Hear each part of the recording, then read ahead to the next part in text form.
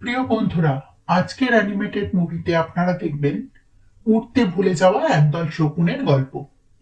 একদল পাহাড়ি শকুন একদিন উড়তে উড়তে একটা নির্জন দ্বীপ খুঁজে পেল, যেখানে খাবারে ভরপুর।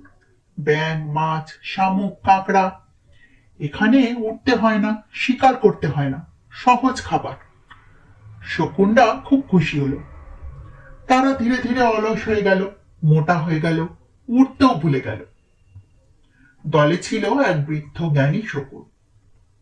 সে একদিন সবাইকে ডেকে বলল, দেখো বাপুরা, এই আরামের জীবন আমাদের দুর্বল করছে। বিপদ এলে আমরা কিন্তু রক্ষা পাবো না। চলো আমরা এখান থেকে চলে যাই। কিন্তু তরুণ শকুনরা তার কথা উপহাস করলো, তাকে বুড়ো বোকা বলে হাসতে লাগলো। তারা এই দ্বীপের আরাম ছেড়ে যেতে চায় না। বৃদ্ধ শকুন মনের দুঃখে একাই দ্বীপ ছেড়ে চলে গেল। কিছুদিন পর একটা জাহাজ এসে দ্বীপে কিছু চিতাবাঘ ছেড়ে দিয়ে গেল। চিতাবাঘগুলো দ্রুতই বুঝে ফেললো যে এই শকুনগুলো উঠতে পারে না, অলস।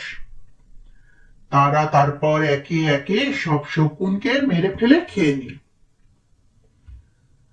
মাস কয়েক পরে সেই বৃদ্ধ শকুন ফিরে এসে চারিদিকে শকুনের কঙ্কাল দেখতে পেল। সমুদ্রের তীরে একটা ভীষণ আহত তরুণ শকুন পড়েছিল। বৃদ্ধ তার কাছে গিয়ে জিজ্ঞাসা করলো, কি হয়েছিল?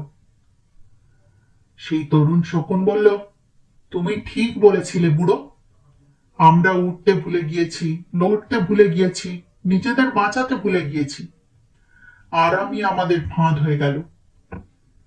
গল্পটির শিক্ষা, অতিরিক্ত আরাম মানুষকে দুর্বল করে দেয়।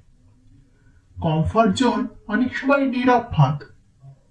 যদি এই গল্পটি আপনাকে ভাবিয়ে তোলে, তবে এটি আপনার সন্তানকে অবশ্যই শোনাবে। আর ভিডিওটি ভালো লাগলে লাইক, শেয়ার এবং সাবস্ক্রাইব করতে কিন্তু ভুলবেন না।